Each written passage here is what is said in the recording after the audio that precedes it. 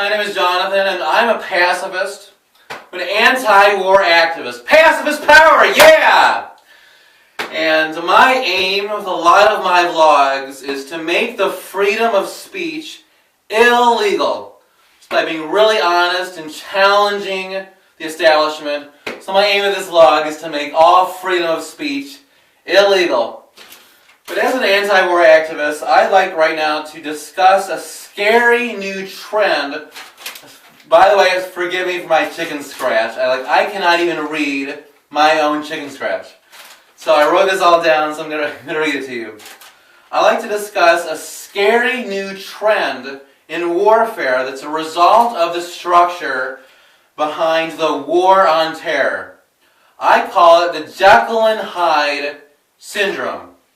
It will affect players who actively and unquestionably support the Pentagon when there are no more terrorists. Because that's the aim of the war on terror, is to get rid of all terrorists. But what will happen when there are no more terrorists? The Pentagon will eventually be a global network that has direct or indirect control over every political strata for the purpose of securing profits for large multinational corporations. State versus state warfare will be a thing of the past, since the Pentagon will have control over all the mechanisms to traditional warfare. Asymmetrical warfare, where technological power is overwhelmingly in the hands of one side in a conflict, necessitates acts of terrorism by the weaker party in a conflict.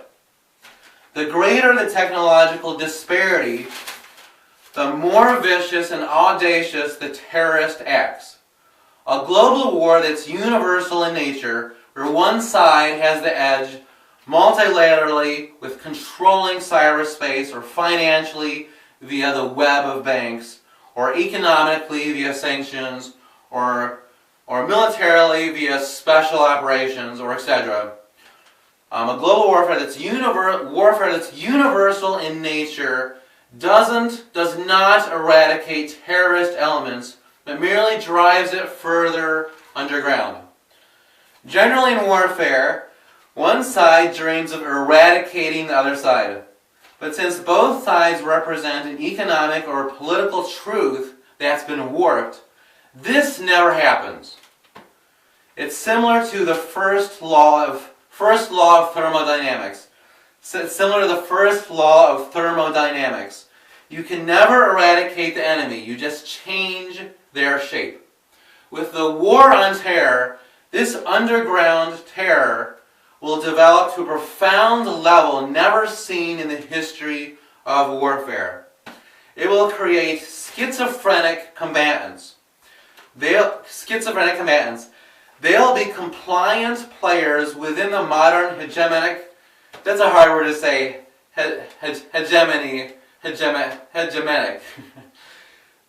They will be compliant players in the modern hegemonic establishment who never intend to sabotage the technologically advanced structure they work for.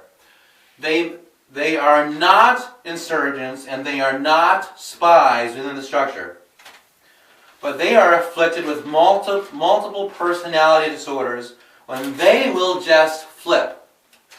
They will have a Jekyll and Hyde Syndrome, where one day they are fighting for a NATO or fighting for Pentagon-friendly security forces or working for a capitalist structured company, and the next day, without warning and without even their own intention, they will commit terrorist acts against their very own will. They will commit terrorist acts against their will, against the very ones they're fighting for or working for. The Pentagon will not be able to weed them out, because again, they're not moles and they're not insurgents. Because of the nature of multiple personality disorders, the most dangerous ones will be those most eager to help advance the establishment. Some of this is already taking place with soldiers in Afghanistan's national security force. This thermodynamic nature to warfare proves that This thermodynamic nature to warfare proves that diplomacy and dialogue are the only means to resolving conflict. That's all I wanted to say. Something radical. And I love you so much. Bye.